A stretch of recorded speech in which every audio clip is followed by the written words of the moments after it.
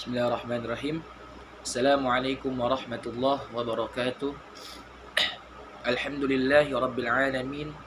Wabihi nasta'inu ala umri dunya wa din.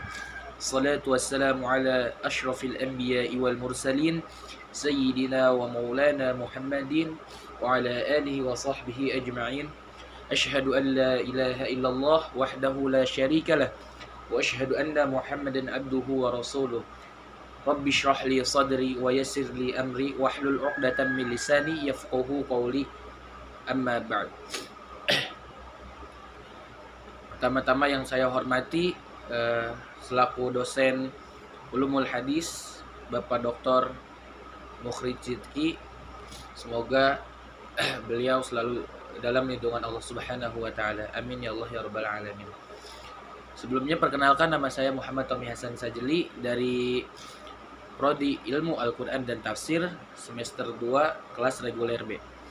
Baik, di sini saya akan mengulang materi atau mengulang-ulang pelajaran yang sudah kami pelajari dengan dosen kami.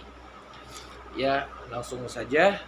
Jadi di sini saya akan menjelaskan atau mengulang materi yang sudah kami pelajari tentang bentuk-bentuk hadis. Jadi di sini bentuk-bentuk hadis itu terbagi menjadi 5 bagian. Saya akan menjelaskannya satu persatu secara berurutan atau secara bergantian. Langsung saja, bismillahirrahmanirrahim. Yang pertama adalah hadis qauliyah. Jadi hadis qauliyah ini memiliki arti segala bentuk ucapan atau perbuatan yang disandarkan kepada Rasulullah Shallallahu Alaihi Wasallam. Dengan kata lain, bahwa hadis qauliyah ini berasal dari perkataan langsung, perkataan Rasulullah sendiri yang menerangkan tentang berbagai hal, baik itu tentang peristiwa-peristiwa, baik itu tentang kisah-kisah, baik yang berkaitan dengan akidah, syariah maupun akhlak. Adapun contoh hadis qauliyah adalah kalimatani khafifatani 'ala lisan, thaqilatani fil mizan, habibatani ila rahman, subhanallah wa bihamdihi subhanallahil azim. Nah, jadi ini adalah pengertian dari hadis qauliyah. Jadi hadis qauliyah itu segala perkataan atau perbuatan yang disandarkan kepada Rasulullah Shallallahu Alaihi Wasallam, yang dimana Rasulullah sendiri ini yang melakukannya. Jadi dari perkataan Rasulullah langsung, dari perbuatan Rasulullah langsung. Nah, ini adalah yang disebut dengan hadis qauliyah. Adapun yang kedua adalah hadis fi'liyah. Maaf tadi.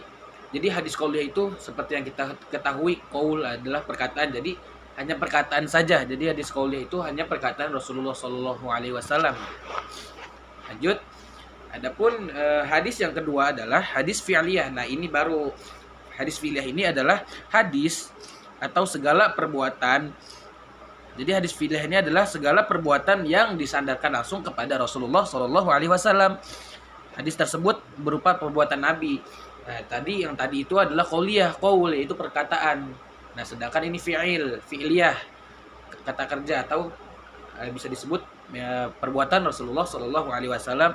Yang jadi hadis fi'liyah ini menerangkan hadis yang menerangkan tentang perbuatan Rasulullah, apa saja yang dilakukan Rasulullah. Nah, ini hadisnya yang menerangkan tentang perbuatan Rasulullah, yaitu hadis fi'liyah.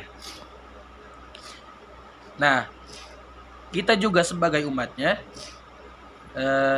menjadi keharusan bagi umat Islam untuk mengikutinya. Jadi apa yang dilakukan Rasulullah Shallallahu Alaihi Wasallam itu umat Islam harus mengikutinya. Nah, itulah yang disebut dengan sunnah itu. Nah, jadi itu pengertian dari hadis fi'liyah. Adapun yang ketiga adalah hadis takririyah. Nah, hadis takririyah ini adalah hadis yang berupa ketetapan Nabi Shallallahu Alaihi Wasallam terhadap apa yang datang atau yang dilakukan para sahabat-sahabatnya. Nabi Muhammad Shallallahu Alaihi Wasallam membiarkan atau mendiamkan tanpa memberikan penegasan apakah beliau membenarkan atau menyalahkannya.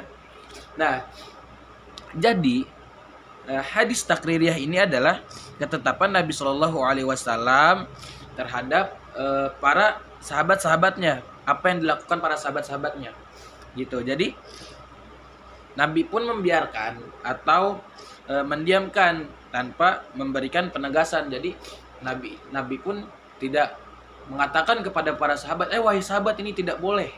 Tidak, dan tidak pula membenarkan sahabat ini benar gitu. Jadi netral gitu. Jadi tidak membenarkan dan tidak menyalahkannya.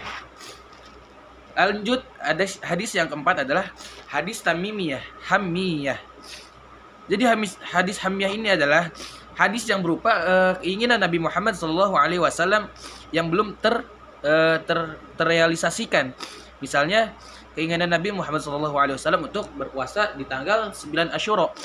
Dalam sebuah hadis dari Ibnu Abbas disebutkan, ketika Nabi SAW berpuasa pada hari Asyura dan memerintahkan para sahabat untuk berpuasa, mereka berkata, "Ya Rasul, hari ini adalah hari yang diagungkan oleh orang-orang Yahudi dan Nasrani."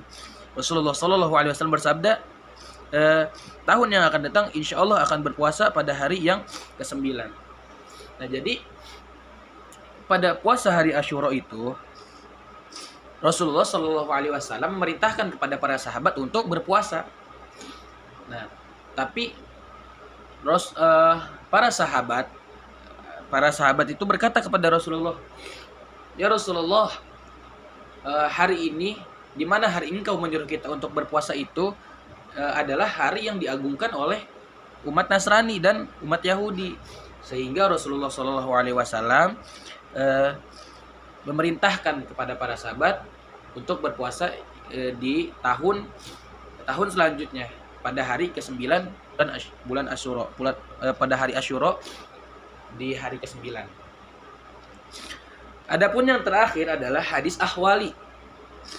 Jadi hadis ahwali ini adalah hadis yang berkaitan dengan hal ihwal, sifat-sifat atau kepribadian Nabi serta keadaan fisik Nabi SAW. Contoh hadis ahwali adalah kana Rasulullah SAW ahsanan nasi khulqan. Rasulullah SAW adalah orang yang paling mulia akhlaknya. Nah, jadi hadis ahwali ini hadis yang menjelaskan atau menerangkan tentang kepribadian Nabi Muhammad SAW atau fisik Nabi Muhammad SAW. Jadi hadis ini menerangkan bagaimana sih karakternya Nabi Muhammad, bagaimana sifatnya Nabi Muhammad, bagaimana fisiknya Nabi Muhammad. Nah, itu semua dijelaskan di dalam hadis ahwali.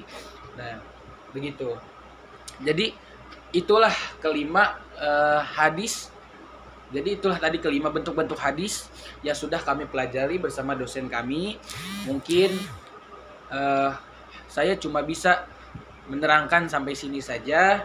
Kurang lebihnya mohon maaf.